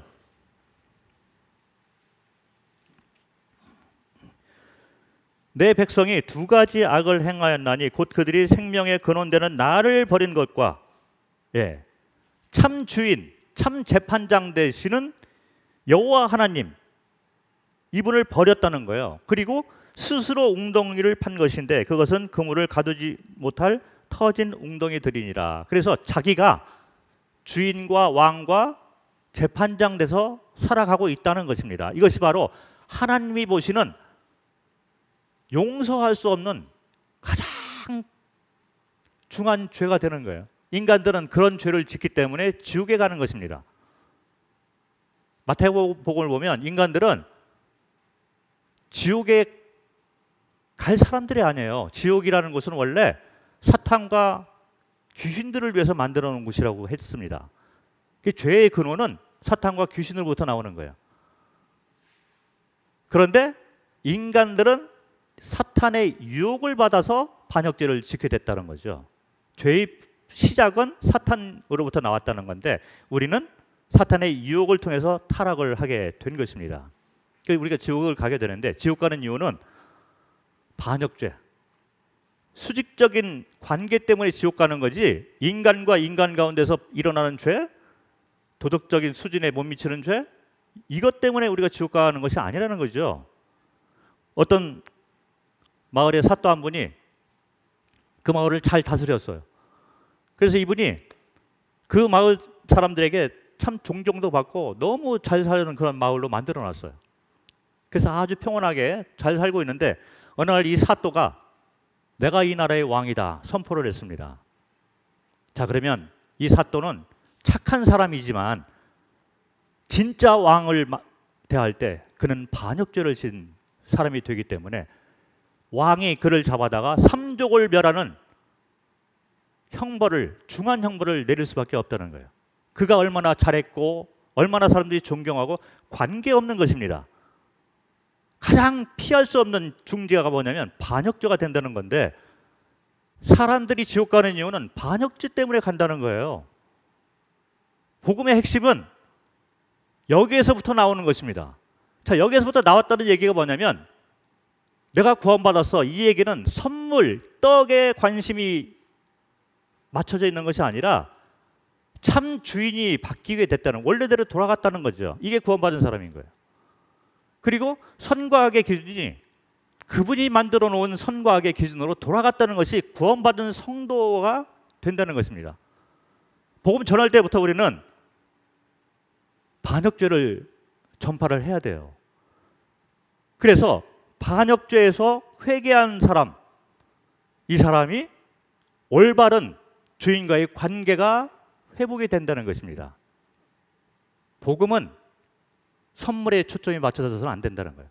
선물에 초점이 맞춰졌을 때는 어떻게 복음을 전하게 되냐면요. 할아버지, 죄가 있으신데 이 죄를 대신해서 하나님이신 예수님께서 이 땅에 오셔가지고 다 짊어지고 대신 돌아가셨어요. 자, 이게 하나님의 사랑이고 은혜인데 하나님 이렇게 사랑하시고 이런 사랑을 왜 거절하십니까? 거절하시면 할아버지는 지옥 가게 됩니다. 심판을 받게 돼요. 거절하지 마세요. 자, 거절이란 단어를 쓰고 있습니다. 이분이 지옥 가는 이유는 선물을 거절했기 때문에 지옥 간다, 이렇게 소개를 하는데, 이분이 진짜 지옥 가는 이유는 뭐냐면 거절이 아니라 반역이라는 거예요. 거절은 선물을 거절한 거죠. 반역은 주인의 자리를 찬탈을 한 것입니다.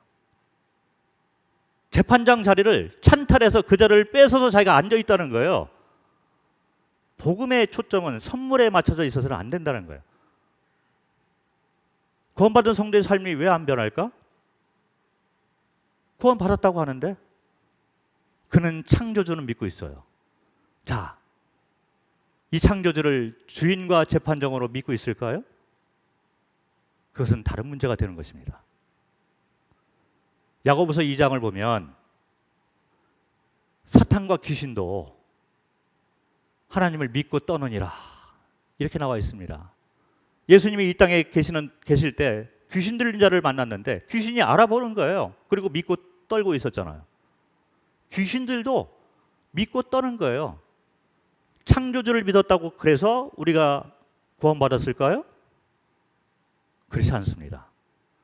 이분이 나의 주인과 재판장이라는 것을 믿고 그 관계가 회복된 자가 진짜 거듭난 자요, 구원받은 자가 된다는 거죠.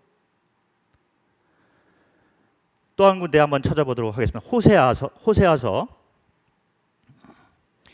6장을 보겠습니다.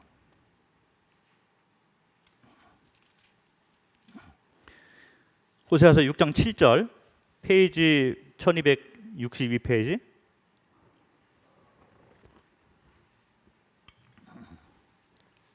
호세아서 6장 7절을 보면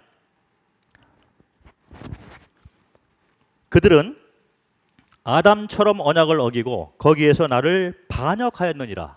반역이라는 말이 나오죠. 성경에 나와 있는 얘기예요. 반역죄라는 것은. 그런데 여기 보면 이스라엘 민족에게 하는 말이에요. 그들은 아담처럼 언약을 어기고 나를 반역하였다, 이렇게 말씀을 하고 있습니다. 자, 아까 그 청년이 믿지 못하는 이유 가운데 뭐가 있었냐면 아담이 죄를 져서 우리는 죄인으로 이 땅에 태어났기 때문에 내가 억울합니다, 이런 얘기예요. 아담이 죄를 져서 복음을 들어보니 개가 개를 낳는 것처럼 죄인이 죄인을 낳는다, 이렇게 가르치니까 이 젊은이가 억울한 거예요. 그러니까 나는 태어날 때부터 내가 죄인이었어. 내가 잘못했나? 아담이 잘못했지 않습니까? 근데 왜 내가 형벌을 받습니까? 이렇게 나오는 거죠. 복음은 뭐냐면요, 원죄의 개념이 뭐냐면 아담이 처음 이제 사탄의 유혹을 받아서 에덴에서 쫓겨났죠. 그러고 난 다음에 히브리서 9장 27절에 죄의 결과가 들어왔습니다. 한 번 죽는 것은 정하신 것이요 그 후에는 심판이 있으리니. 그래서 이 죽음, 죄의 결과가 아담 때부터 들어온 것, 이 측면에서는 원죄가 맞습니다. 그런데 원죄 개념을 거기에서 더 나가서 오해를 하는 경우가 있어요. 아담이 죄를 진 것이지 내가 죄를 진 것이 아니다라고 생각을 하는 분들이 있는데 그렇지 않습니다. 이 말씀을 보면 너도 아담처럼 반역을 하고 있다, 이 얘기를 하고 있습니다. 죄의 시작은 아담으로부터 시작이 됐죠. 그래서 쫓겨났고 형벌을 받게 된 거예요. 거기까지는 원죄 개념이 맞는데, 그러면 나는 잘못을 했는데 태어날 때부터 죄인으로 태어났어? 아담이 잘못했는데 왜 내가 형벌을 받아야 됩니까? 왜 받아야 되냐면 여기 나와 있는 말씀처럼 너도 똑같이 아담처럼 지금 너 반역을 하고 있어. 하나님이 이렇게 얘기를 하고 있다는 거예요. 각 개인이 아담처럼 반역을 하기 때문에 아담이 받았던 그 죄를 똑같이 가지고 있고, 그리고 한 번 죽는 것은 정하신 것이요 그 후에는 심판이 있게 된다는 거예요. 자, 히브리서 9장 27절에 나와 있는 한 번 죽는 것은 정하신 것이요 그 후에는 심판이 있다. 왜 이런 말씀을 해 놓으셨냐면요, 한 번 죽는 것, 이 딱 정해놨는데 누가 정해놨냐면 생명의 주인이 정해놓은 거예요. 이 의미는 생명나무의 의미하고 연결이 되는 것입니다. 그렇잖아요. 생명나무의 의미는 내가 생명의 근원, 주인이야. 그런데 이 자리를 너희가 찬탈하지 않았느냐? 네가 스스로 주인이 돼서 살고 있지 않느냐? 그래서 내가 참 주인인 것을 내가 보여줄 수밖에 없어. 그래서 내가 육체의 죽음이라는 것을 딱 정해놨다는 거죠. 생명나무 의미와 연관이 되고, 그 다음에 육체의 죽고 난 다음에 심판이 또 있어요. 왜 심판이 있냐면 내가 스스로 선과 악의 기준을 정해서 살아갔는데 육체의 죽음을 당한 후에 진짜 심판장을 만나는 거예요. 네가 그동안 스스로 선과 악의 기준을 정해서 네가 심판장 돼서 살았지? 내가 너를 심판할 수 있어. 그래서 사람들은 한 번 죽고 그 다음에 심판을 받게 되는 것입니다. 자, 그러면 복음을 듣고 어떤 선물을 받게 되냐면 요한복음 3장 16절에 뭐가 나와 있죠? 예. 하나님이 세상을 이처럼 사랑하사 독생자를 주셨으니 이는 저를 믿는 자마다 멸망하지 않고 영생을 얘기를 하고 있어요. 그래서 이 사람이 죽어야 되는데 믿는 자는 어떤 선물을 받냐면 안 죽고 영생을 받게 된다는 거죠. 여기서 끝나는 것이 아니라 복음은 두 가지 것을 얘기를 하고 있어요. 선물은 두 가지 것이 되는 것입니다. 영생과 요한복음 3장 17절 18절에는 뭐가 나와 있냐면 심판에서 벗어나는 것까지 얘기를 하는 거예요. 이것이 하나로 생각하는 분들이 많이 있는데 잘 따져보면은요, 에덴 동산의 두 나무하고 성경 전체가 이어지는 걸 볼 수 있습니다. 성경은 영생과 거룩을 얘기하고 있어요. 그리고 내가 삶의 주인이고 내가 심판장이라는 것을 성경 전체에서 얘기를 하고 있습니다. 복음은 이렇게 연결이 되는 거예요. 그래서 구원받았다 하면 선물에 초점이 맞춰지는 것이 아니라 이 선물은 믿은 자가 받은 선물이 되는 거예요. 주인과의 관계가 회복이 되는 것입니다. 그래서 주인이 바뀌는 거예요. 자, 그런데 아까 사사기에 나와 있는 이스라엘 백성들의 전쟁을 알지 못하는 세대로 변한 이유가 뭐냐면 하나님과의 관계보다도 말씀으로 살아라 했는데 하나님과의 관계잖아요. 내가 주인이고 내가 재판장이라는 얘기가 되는 거예요. 하나님 말씀대로 살아라는 의미는 내가 주인이다. 내가 선과 악의 기준을 정하는 재판장이야. 그래서 그거를 인정하고 살아라 이 얘기인데 이스라엘 백성들이 관심이 있었던 거는 떡에 관심이 있었다는 거예요. 자, 그러면 복음을 들은 사람들이 어떻게 말을 하고 있냐면 나 이제 천국 갈 수 있어. 심판에서 벗어났어. 나는 이제 천국 시민권이야. 천국 입장권을 땄어. 이런 것들이 다 선물에 초점이 맞춰져 있다는 표현이 되는 것입니다. 진짜 거듭난 자는 선물보다는 하나님과의 관계가 회복이 돼야 된다는 거죠. 또 한 가지 측면을 한번 살펴보도록 하겠습니다. 창세기 1장을 보면 하나님 명칭이 나와요. 창세기 1장에 있는 하나님 명칭하고 2장에 나와 있는 하나님 명칭이 다른 것을 볼 수 있어요. 신학교에 가면은요, 설명이 잘 안 되니까 창세기 1장에는 하나님이란 명칭으로 나옵니다. 이 세상을 창조할 때 하나님이 첫째 날 뭘 만드시고 뭘 만드냐 한번 볼까요? 창세기 1장을 보면 태초에 하나님이 2절에 봐도 하나님의 영, 3절에도 하나님이, 4절에도 하나님이, 5절에도 하나님이, 이렇게 해서 창세기 1장 전체가 하나님이란 명칭으로 나오는 걸 볼 수 있어요. 하나님이란 명칭은 창조주, 그리고 주권자, 절대자 이런 의미가 담겨 있습니다. 그런데 2장에 들어와 가지고는 2장 4절부터는 다시 창조 이 사역 가운데 특이하게 인간 창조를 딱 떼다가 다시 설명하는 걸 볼 수 있어요. 그런데 여기서 나오는 명칭은 하나님이라는 명칭이 나오는 것이 아니라 여호와 하나님으로 나오기 시작한다는 거죠. 2장 4절부터 보면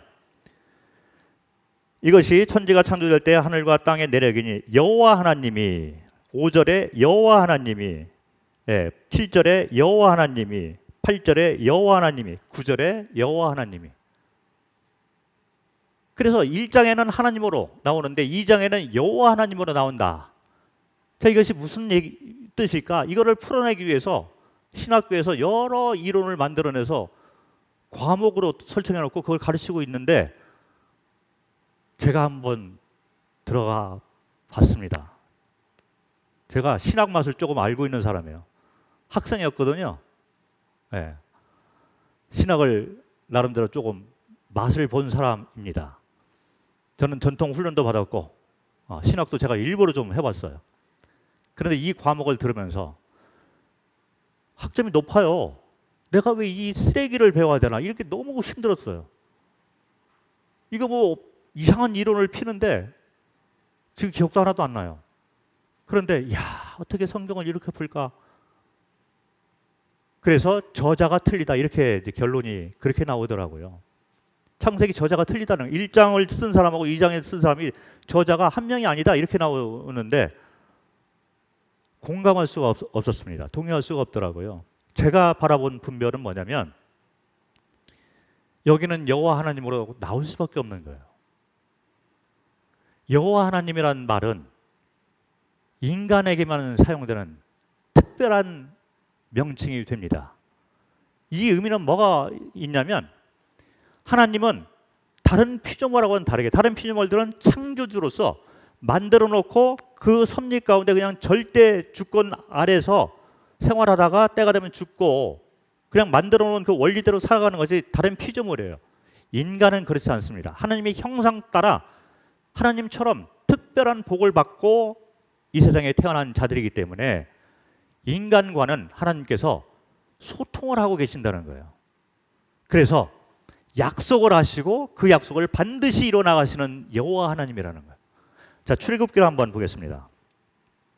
출애굽기 6장을 보겠습니다.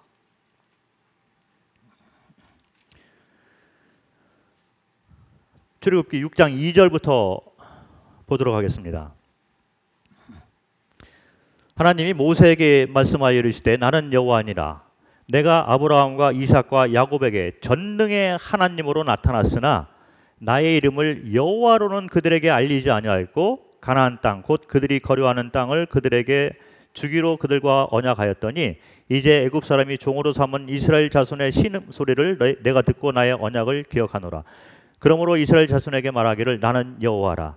내가 애굽 사람의 무거운 짐 밑에서 너희를 빼내며 그들의 노역에서 너희를 건지며 편팔과 여러 큰 심판들로서 너희를 속량하여 너희를 내 백성으로 삼고 나는 너희의 하나님이 되리니 나는 애굽 사람의 무거운 짐 밑에서 너희를 빼낸 너희의 하나님 여호와인 줄 너희가 알지라. 내가 아브라함과 이삭과 야곱에게 주기로 맹세한 땅으로 너희를 인도하고 그 땅을 너희에게 주어 기업을 삼게 하리라. 나는 여호와라. 자, 여기 보면 3절에 보면 아브라함과 이삭과 야곱에게는 하나님으로 그냥 나타났다. 그런데 이제 너희는 나를 여호와로 알게 된다. 이런 얘기예요. 자, 이게 무슨 말이냐면 제가 찾아봤습니다. 아브라함과 이삭과 야곱에게도 그렇게 하나님이란 명칭으로 나타났을까? 보니까 다 찾아봤는데 여호와 하나님으로 나타났더라고요. 똑같이. 그런데 여기는 하나님으로 그들은 나를 하나님으로만 알았다. 이렇게 얘기를 하고 있어요. 그런데 이제부터 너희가 나를 여호와 하나님으로 알게 된다. 이게 뭐냐면 아브라함과 이삭과 야곱에게는 약속을 했습니다. 그랬는데 그 약속이 이제 와서 성취가 된다는 얘기예요. 그 성취하는 걸 바라보면서 약속을 하고 성취를 하시는 그 분이 바로 여호와 하나님인 것을 너희는 이제부터 알게 된다.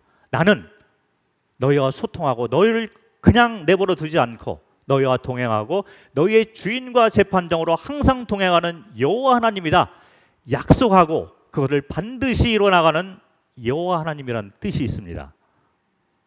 그래서 2장 4절부터 나오는 인간 창조에는 여호와 하나님이라는 명칭으로 나올 수밖에 없는 거예요.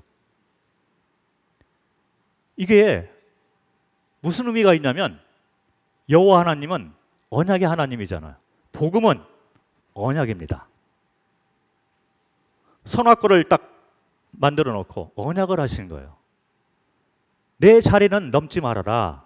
모든 복을 너에게 나처럼 내가 너에게 복을 주겠다. 그런데 이 복은 나로부터 나오는 것만 인정을 해다오. 이 경계선은 넘지 말아라. 약속을 했어요. 그리고 이걸 넘을 때 내가 너희를 죽일 수밖에 없다. 약속입니다. 여기서 반대로 회복되는 사람도 약속을 통해서 우리가 회복이 되는 거죠. 복음은 약속입니다. 그런데 회복이 된 사람들은 하나님과의 관계가 회복이 된다는 거예요. 선물이 아니라 선물은 부수적으로 오는 거고. 그런데 사탄이 어떻게 유혹을 했는가 한번 보겠습니다. 창세기 3장에 나와 있는 사탄의 유혹 방법을 보면 너무 기가 막힌 계략을 쓴 걸 볼 수 있습니다. 창세기 3장 1절부터 5절 말씀이 사탄이 이제 유혹하는 전략이잖아요. 잘 알고 있는 전략 방법은 뭐냐면 말씀을 변질시켰다. 그렇잖아요. 네, 그것이 있어요. 거기에 대해서 제가 설명을 안 해도 다 아실 거기 때문에 말씀을 변질시켜서 인간을 타락하게 했는데 또 한 가지 방법이 있는데 아주 교묘한 방법을 썼던 걸 볼 수 있는데 사탄이 처음 이 여자에게 접근을 할 때 여호와 하나님이란 명칭으로 접근한 것이 아니라 하나님이란 명칭으로 접근한 것을 볼 수 있다는 거예요. 자, 이것이 틀린 것을 볼 수 있습니다. 저는 개인적으로 만약에 사탄이 여자를 유혹할 때 여호와 하나님이 그렇게 말씀하시더냐 이렇게 여호와 하나님이라는 말을 썼다면 여자가 흔들리지 않았을지도 모르는 것입니다. 왜냐하면 소통의 하나님, 약속의 하나님, 약속을 기억하게 하는 거죠. 흔들리지 않을 건데. 자, 보겠습니다. 3장 1절을 보면 뱀은 여호와 하나님이 지으신 들짐승 중에 가장 강교하니라. 뱀이 여자에게 물어 이르되 하나님이 특별히 창세기 1장부터 3장까지 인간 타락하기 전까지는 하나님이라는 명칭과 여호와 하나님의 명칭이 특별한 목적을 가지고 명확하게 구분돼서 목적에 따라 사용된 걸 볼 수 있어요. 3장까지 한번 잘 살펴보시면 용도가 아주 명확하게 달리 나와 있는 것을 볼 수 있습니다. 사탄이 인간을 유혹할 때 하나님이라는 명칭으로 유혹한 걸 볼 수 있는데 여자가 흔들리는 것을 볼 수 있습니다. 3절에 보니까 동산 중앙에 있는 나무 열매는 하나님의 말씀에 그 여자도 하나님이 그렇게 얘기했다. 다른 피조물처럼 일방적으로 만들어 놓고 그냥 이렇게 주권자로서 여자가 답변을 한 거예요.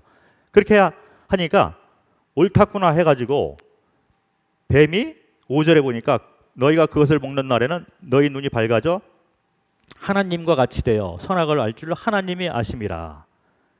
계속해서 하나님이라는 명칭으로 유혹을 한 걸 볼 수 있습니다. 자, 그런데 이렇게 해서 선악과를 먹게 됐잖아요. 그리고 이제 아담과 하와가 숨었습니다. 숨어서 피하고 있는데 하나님이 이제 나타난 거예요. 나타난다. 어떤 명칭으로 나타났냐면 3장 8절을 보겠습니다. 그들이 그날 바람이 불 때 동산에 거느시는 여호와 하나님의 소리를 듣고 아담과 그의 아내가 여호와 하나님의 낯을 피하여 동산 나무 사이에 숨은지라. 9절에 여호와 하나님이 아담을 부르며 그에게 이르시되 내가 어디 있느냐. 그런데 답변을 들어보니까 10절에 이르되 내가 동산에서 하나님의 소리를 듣고 내가 벗었으므로 두려워하여 숨었나이다. 12절에 보니까 아담이 이르되 하나님이 주셔서. 그런데 13절에 여호와 하나님이 여자에게 이르시되. 14절에 여호와 하나님. 이렇게 해서 하나님 편에서는 항상 여호와 하나님으로 접근을 하는 걸 볼 수 있어요. 그런데 사람이 유혹을 받을 때부터 사탄이 하나님이란 명칭으로 바꿔서 유혹을 하고 유혹을 받은 사람이 하나님이란 답변으로 하는 걸 볼 수 있습니다. 자, 이것이 뭐가 틀리냐면 야고보서 2장 19절에 나와 있듯이 한번 보겠습니다. 야고보서 2장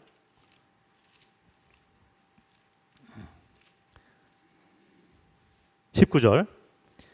내가 하나님은 한 분이신 줄 믿느냐? 잘하는도다. 귀신들도 믿고 떠느니라. 자, 이 귀신이 창조주 자체를 부인했을까요? 그렇지 않습니다. 아까 말씀드린 대로 사탄도 귀신도 창조주 하나님을 믿고 있다는 거예요. 그런데 주인과 왕과 재판장으로는 용납을 안 하고 있다는 거죠. 그 사탄이 유혹을 할 때도 하나님이란 명칭으로 유혹을 해야만 돼요. 이게 무슨 얘기냐면, 자, 옛날로 돌아가서 한번 사탄이 이제 여자를 유혹하는데 그 장면으로 한번 생각을 해 보겠습니다. 처음부터 사람을 유혹을 해가지고 사람이 창조주 자체를 부인하도록 유혹을 했을까요? 그렇게 할 수도 없었고 감히 거기까지는 못 가는 거예요. 창조주 하나님은 네가 믿어도 돼. 그런데 이 하나님이 여호와 하나님인 것 약속하시고 반드시 성취하고 너와 동행하고 너의 주인과 재판장 된 것에 대해서는 네가 믿으면 안 돼. 이 얘기를 하고 있는 거죠.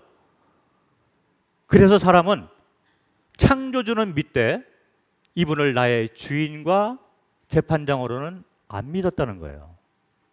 사탄이 똑같이 그랬습니다. 그렇게 해서 인간이 타락을 했는데 지금은 어떻게 되냐면 이 창조주까지 부인하는 자들이 많이 있다는 거예요. 그래서 이 세상 살아가는 사람들 가운데 반역죄를 짓고 살아가는 사람들이 두 가지 부류가 있습니다.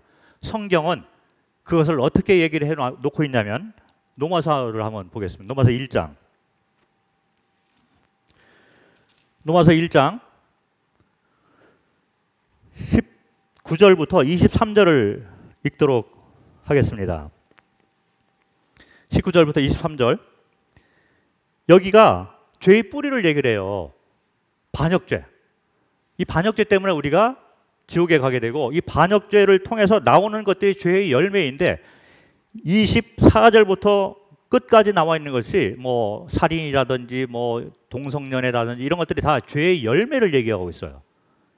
그런데 19절부터 23절에 이 반역죄, 죄의 뿌리를 얘기하고 있는데 이것이 두 가지 형태의 반역죄가 있는 것을 보여주고 있습니다. 자, 19절과 20절을 보면 창조주 자체를 부인하는 반역죄인들이 있습니다. 이들에게 하나님의 경고를 어떻게 하고 있냐면 이는 하나님을 알만한 것이 그들 속에 보임이라. 하나님이 이를 그들에게 보이셨느니라. 창세로부터 그에 보이지 아니하는 것들 곧 그의 영원하신 능력과 신성이 그가 만드신 만물에 분명히 보여 알려졌나니 그러므로 그들이 핑계하지 못할지니라. 자, 이 사람들은 반역죄를 짓고 있는데 창조주까지 부인하고 있는 반역죄예요. 그러니까 여기에 무슨 설명을 하고 있냐면 신성과 모든 이 만물 이 가운데 하나님의 신성과 능력이 나타나고 있지 않느냐. 너의 양심에도 창조주가 있다는 걸 말하고 있지 않느냐. 네가 핑계하지 못할지라. 너는 반드시 죽어. 그리고 심판을 받게 돼 있어. 이 얘기를 하고 있는 거예요. 핑계하지 못한다. 왜냐하면 창조주까지 부인하고 있는 거죠. 그래서 이런 분들은 어디에 있냐면 교회 밖에 있는 분들이에요. 네, 그렇잖아요. 우리 창조주까지도 안 믿으니까 이제 교회도 안 오는 거예요. 자, 그런데 21절부터 23절은 교회 안에 있는 반역죄를 짓고 있는 사람들이 있다는 것입니다. 이 사람들은 어떤 특징을 가지고 있냐면 21절을 보니까 하나님을 알되 창조주는 알고 있는 거예요. 창조주는 믿고 있습니다. 그런데 하나님을 알되 하나님을 영화롭게도 아니하며 감사하지도 아니하고 오히려 그 생각이 허망해지며 미련한 마음이 어두워졌나니 스스로 지혜 있다 하나 어리석게 되어 썩어지지 아니하는 하나님의 영광을 썩어질 사람과 새와 짐승과 기어다니는 동물 모양의 우상으로 바꾸었느니라. 하나님을 알고 믿는 자들이에요. 사탄처럼 귀신처럼 창조주 자체를 부인하는 분들은 아니에요. 그런데 하나님을 알되 이분을 나의 주인과 재판장으로는 안 모시고 사는 사람들이 교회에 있다는 거예요. 심각한 문제죠. 그래서 하나님을 감사하지도 않고 영화롭게도 하지 않아. 말로는 할 수 있습니다. 사는 모습 가운데 그런 것이 나오지가 않는다는 거예요. 그리고 내가 필요할 때 하나님을 불러 쓰는 거예요. 우상으로 바꿔 쓰고 있는 거죠. 그런데 그 우상 가운데 첫 번째 나오는 우상이 뭐냐면 뭡니까? 여기 보니까 뭐가 맨 먼저 나와요? 우상 가운데 사람이 제일 먼저 나오는 거예요. 자기가 왕, 주인, 재판장 돼서 살아가고 있는 거죠. 교회 다니는 많은 분들이 성도라 하는 분들 가운데도 이런 분들이 있을 수가 있는 것입니다.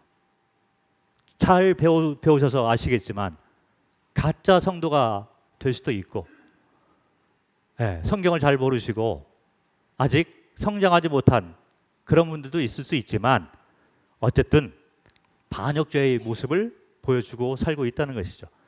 그런데 이분들은 어떤 특성을 가지고 있냐면 전쟁을 알지 못하는 세대처럼 선물에 관심이 있습니다. 교회 다니는 많은 분들이 선물에 대해서는 너무 감사하고 살고 있어요. 감사합니다. 감사합니다. 감사합니다. 나 천국 갈 수 있도록 해줘서 감사합니다. 은혜에 감사합니다. 그런데 하나님을 알되 하나님에게 영광을 돌리지 아니하고 감사하지도 아니하고 자기가 여전히 주인과 재판장 돼서 살고 있습니다. 사사기 3장에 나와 있는 전쟁을 알지 못하는 세대의 특징 가운데 여호와를 잊고 살아가는 사람들이라는 거죠. 사사기에 나와 있는 이 세대도 창조주는 믿고 있지만 그분이 나의 주인과 왕과 재판장으로서는 안 믿고 있는 거예요. 그들이 관심 있는 것은 가나안 땅에 내가 들어왔다. 선물에 관심이 있습니다. 그리고 이들과 더불어 너무 좋은 거예요. 세상과 더불어 살고 있는데 만족하고 살고 있는 거죠. 그게 전쟁을 할 줄 모르는 세대가 된 거죠. 하나님이 보시기에 그들은 여호와 자체를 잊어버리고 산다. 이렇게 얘기를 하는 거예요. 그러나 그들 입장에서는 우리가 언제 여호와를 잊고 살았습니까? 나도 여호와를 믿고 있어요. 그런데 그게 틀린 것입니다. 귀신도 여호와를 믿고 떨고 있지만 주인과 왕과 재판장으로는 안 믿고 산다는 거예요. 그래서 구원받았다고 하는 얘기는 뭐냐면 복음이 확실하게 들어가는 자는 주인이 바뀌는 것입니다. 그리고 선과 악의 기준이 바뀌기 때문에 성경을 읽어라 훈련을 시키거나 강요해서 읽는 것이 아니라 재판장이 바뀌었잖아요. 선악의 기준이 바뀌었기 때문에 성경에서 말하는 선이 무엇일까? 이거를 알려고 하는 거예요. 구원받은 사람은 성경을 읽고자 하는 마음이 생기는 것입니다. 그리고 살아갈 때 나는 죽고 그리스도가 나의 삶의 주인이 돼서 살아가는 것이 성도의 모습이라는 거죠. 그래서 갈라디아서 2장 20절에 뭐라고 나와 있습니까? 한번 읽겠습니다. 마지막으로 이 두 말씀만 읽고 말씀을 마칠까 합니다. 갈라디아서 2장 20절. 내가 그리스도와 함께 십자가에 못 박혔나니 그런즉 이제는 내가 사는 것이 아니요 오직 내 안에 그리스도께서 사시는 것이라. 이제 내가 육체 가운데 사는 것은 나를 사랑하사 나를 위하여 자기를 버리신 하나님의 아들을 믿는 믿음 안에서 사는 것이라. 주인이 바뀌었다는 말을 하고 있어요. 내가 사는 것이 아니다. 나의 주인이 바뀌었습니다. 이렇게 살아간다는 거죠. 그리고 마태복음 6장 33절. 마태복음 6장 33절.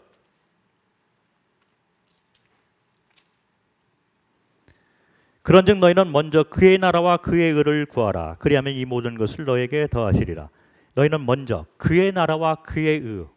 자, 성경은 생명나무와 선악을 알게 하는 나무의 의미가 전체에 깔려 있어요. 그의 나라와 그의 의를 구하라. 이 얘기는 뭐냐면 통치권이 바뀌어졌다는 얘기예요. 여기 그의 나라라는 것은 앞으로 올 주님이 다시 오심 이걸 생각할 수도 있겠죠. 그러나 여기서 말하는 진짜 의미는 뭐냐면 그의 나라를 먼저 구하라. 이건 뭐냐면 주인 대신이 바뀌었다는 얘기죠. 왕이 바뀌었다. 그의 나라. 이분이 참 주인, 참 왕이 다스리는 나라를 먼저 구하라는 얘기죠. 내가 왕과 주인 돼서 살아가는 것이 아니라 이분이 왕과 주인 돼서 살아가는 그 나라를 먼저 구하라. 주님, 오늘 이 생명을 주셔서 감사합니다. 주님이 나의 삶의 주인입니다. 아침에 기도하고 오늘 나를 어떻게 인도하실까요? 주님, 나의 왕과 주인 되시는 주님, 모든 삶을 드려 영광을 돌려드립니다. 그의 나라, 그의 의는 뭐냐면 주님이 정해놓으신 선과 악의 기준을 먼저 구하는 사람이 되라는 거예요. 내 생각에는 동성연애도 맞는 것 같아. 교회 안에 그런 젊은이들 많이 있습니다. 들어보면 다른 친구들이 얘기를 하는데 이해가 된다는 거예요. 스스로 재판장 돼서 그가 얘기하고 있는데 그 말을 들은 성도가 흔들리고 있다는 거죠. 왜 그러냐? 그의 의를 구하는 법을 모르는 거예요. 구원받은 사람은 재판장이 바뀌었다는 거죠. 선과 악의 기준이 바뀌었다는 것입니다. 성경에서는 동성연애가 죄라고 나와 있기 때문에 하나님이 정해놓으신 선과 악의 기준이기 때문에 죄라는 것을 알려줘야만 된다는 거죠. 성도는 세상과 함께 갈 수 없는 이유가 있어요. 선과 악의 기준이 달라져 있다는 거죠. 이게 성도인 것입니다. 그래서 너희는 먼저 그의 나라와 그의 의를 구하라. 왕과 주임과 재판장이 바뀌었다. 이 얘기를 해주고 있는 것입니다. 그래서 에덴 동산에 있는 두 나무를 아담과 하와는 항상 어디를 가든지 바라봤다는 거죠. 그런데 사탄의 유혹을 받아서 그 자리를, 그 지위를 찬탈을 했습니다. 그리고 이제 구원받은 자가 됐잖아요. 그러면 왕권과 주재권이 처음으로 돌아갔다는 얘기, 그리고 선과 악의 기준이 처음으로 돌아갔다는 얘기가 되는 것입니다. 자, 이렇게 우리가 살게 되면 우리는 전쟁을 하는 세대가 될 수밖에 없다는 거죠. 자, 우리의 모습을 오늘 말씀을 통해서 한번 살펴보시고, 우리가 복음을 받을 때 선물의 초점을 받아서 받은 것은 아닐까. 여지껏 이 복음이 선물이었다라고 생각을 하고 살아간 것은 아닐까. 그러나 복음의 핵심은 주인이 바뀌고 재판장이 바뀌는 거다. 이렇게 살아가고 그렇게 가르치고 그렇게 전할 때 우리 삶과 가정과 교회와 또 이 사회가 바뀌리라 생각을 합니다. 오늘은 여기까지 하겠습니다. 감사합니다.